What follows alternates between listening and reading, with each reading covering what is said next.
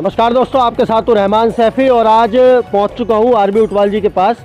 विषय है जो ईडीएमसी पर धरना रखा हुआ है, जो अभी 3 दिन पहले जो प्रदर्शन हुआ है उसको लेकर।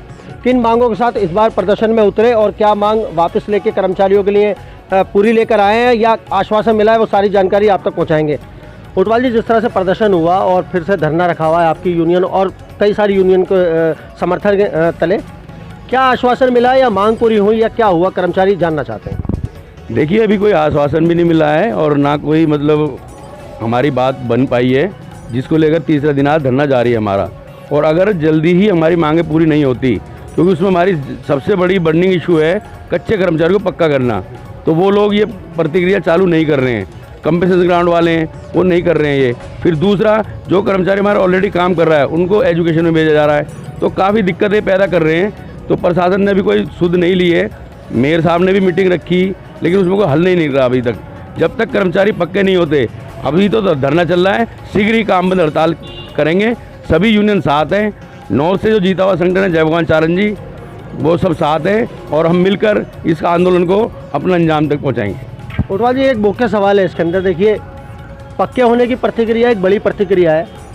सबसे पहले ज़रूरी है कि लेफ्ट आउट के कर्मचारियों को इंसाफ मिले, लेकिन लेफ्ट आउट के कर्मचारियों की लड़ाई भी नहीं जीत पा रही है यूनियन सारी मिलकर। उसके लिए क्या बताएंगे। देखिए, लेफ्ट आउट है क्या भला, मैं आपको बताऊं। लेफ्ट आउट तो अधिकारियों ने नहीं करा है ना, क्योंकि समय पर फाइल कंप्लीट नहीं कर पाए है, ना दे पाए, उनको इन्होंने लेफ्ट आउट कर दिया। 96 to 98 का बैच अटका रखा है इन्होंने। तो कहीं ना कहीं ये शासन प्रशासन की खुद की हठधर्मी है, इनकी लापरवाही है, क्योंकि लेफ्ट आउट बनते ही नहीं अगर समय पर ये फाइल भेज दें। अब भी जो ऑर्डर निकले हुए हैं कंपनसेशन ग्राउंड के 2006 तक के, अभी तक कंप्लीट फाइलें नहीं भेजी हैं इन्होंने। तो कहीं ना कहीं ये हमारे जो सुपरवाइज़र हैं ये लापरवाही करते हैं और मुझे कहीं ना कहीं ये दाल दलिए का मामला नज़र आता है, क्योंकि अगर जिसका पैसा मिल गया उसकी फाइल भेज देते हैं, जिसका नहीं दिया उसका नहीं भेजते।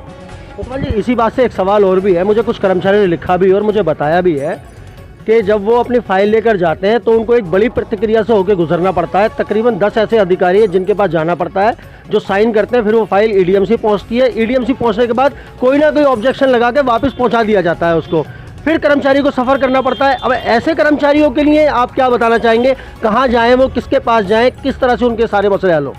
देखिए, मनुवादी लोग हैं ये। 88 से मैं भी समाज सेवा कर रहा हूँ। 88 से 1-2 साल कच्चा रखते थे, फिर पक्का कर देते थे।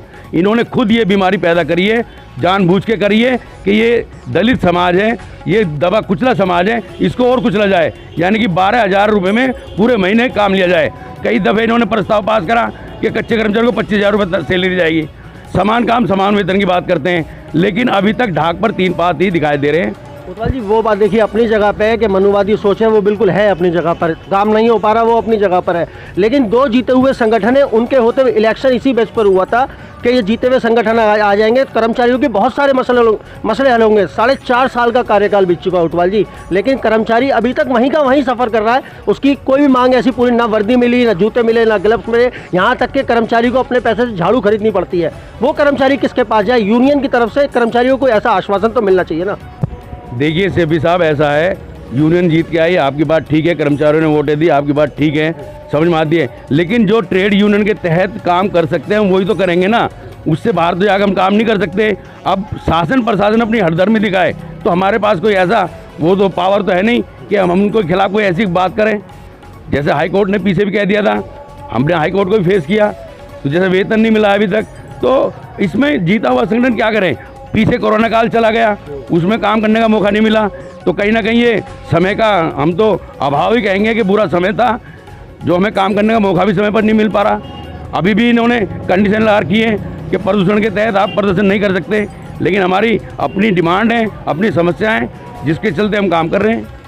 काफ़ी सारे कर्मचारियों को ये भी कहना है कि जिनके परिजन मर गए हैं या जो डेथ कर गए हैं, डेथ केस वालों के परिजन, वो आते हैं और उनकी फाइलों का जो पैसा, उनको जो हक का पैसा है, जो रिटायरमेंट के बाद मिलना चाहिए था उनको या मरने के बाद मिलना चाहिए था, वो भी नहीं मिल पा रहा। उनकी चप्पलें घिस गई हैं ईडीएमसी के जोनों में आके। उन कर्मचारियों के लिए क्या बताएंगे। मैं वही तो कह रहा हूँ साहब, 3-3 महीने जो रिटायरमेंट हो गए, उनकी पेंशन नहीं आ रही है।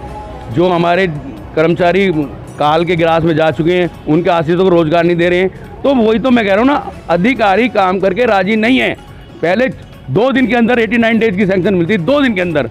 अब इन्होंने इतने कागज़ लगवा दिए कि कर्मचारी टूट जाता है। 89 डेज के लिए भी सैंक्शन लेने के लिए कर्मचारी टूट जाता है। फुटबॉल जी, एक आखिरी सवाल है मेरा, ये धरना जो चल रहा है अभी, जैसे 3 दिन हो चुके हैं, आगे कितने दिन चलाने का और आपका कार्यक्रम रहेगा, या संघर्ष कितने दिन का भी बाकी है? देखिए, दिन तो कह नहीं सकते, जैसे पहले 435 दिन धरना चला हमारा, तो धरना चलेगा, प्लस उसके बाद स्लो कूल डाउन स्ट्राइक की जाएगी। तो जो भी बनेगा वो यूनियन करेगी, जो ट्रेड यूनियन के तहत काम करना है वो हम करेंगे, जब तक शासन प्रशासन हमारी बातें नहीं मानता। फुटबॉल जी, मेरा एक आखिरी सवाल है, हमने देखा पिछले कुछ दिनों बराबर देख रहे हैं हम कि सफाई कर्मचारियों के साथ ये दुर्व्यवहार एक वजह और भी है।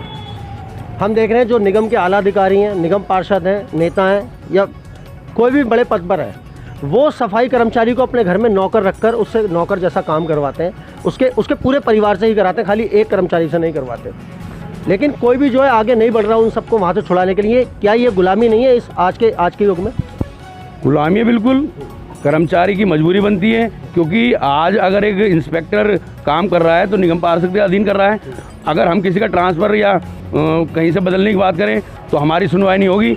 अगर एक निगम पार्षद बोल देगा उसकी हो जाएगी।